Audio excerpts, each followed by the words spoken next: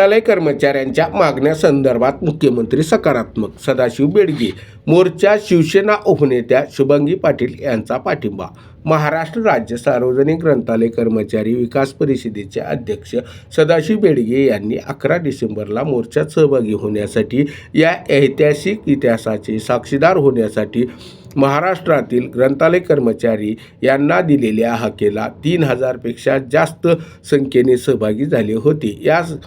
या परिषदेचे गंगाधर पोतंगले, विद्यासागर हनुमंते, संतोष करमले, सौ उमा पुदाले, निलेश क्षीरसागर, मनोहर गायकवाड, केशव वंजे, बालाजी कांगणे आदींनी खूप परिश्रम घेतले. ग्रंथालय प्रलंबित मागण्या सोडविण्यासाठी मुख्यमंत्री देवेंद्र फडणवीस यांना निवेदन देण्यासाठी यशवंत स्टेडियम येथून विधान भवनावर भव्य मोर्चा काढण्यात आला असल्याचे महाराष्ट्र राज्य सार्वजनिक ग्रंथालय कर्मचारी विकास परिषदेचे अध्यक्ष सदाशिव बेडगे यांनी सांगितले.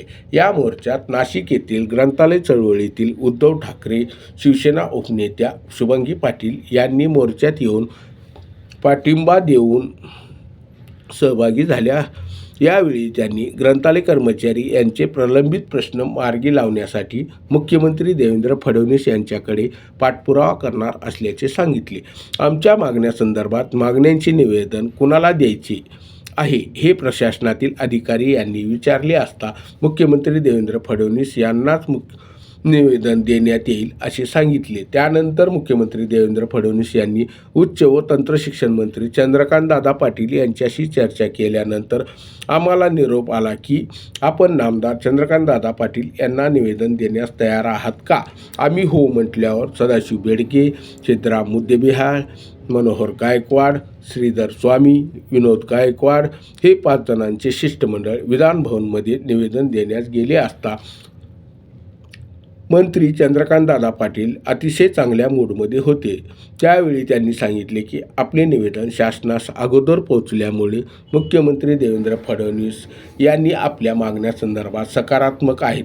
त्याबाबत आपल्या शिष्टमंडळासोबत लवकरच बैठक आयोजित करण्यात येईल. 40% अनुदान वाढ, दर्जा बदल लवकरच आदेश काढण्यात येतील असे सांगितले असल्याचे सदाशिव बेडगे यांनी मोर्चातील उपस्थितांना सांगितले. यावेळी सुनील दत्त पाटील, धोंडोराम जेऊरकर, नरसिंह मिसालोलो, रामचंद्र वग्गे, गिरीश मठपती, सौ वैशाली दुरुककर, महाराष्ट्रातील बहुसंख्येने कर्मचारी, महिला व बंधू उपस्थित होते.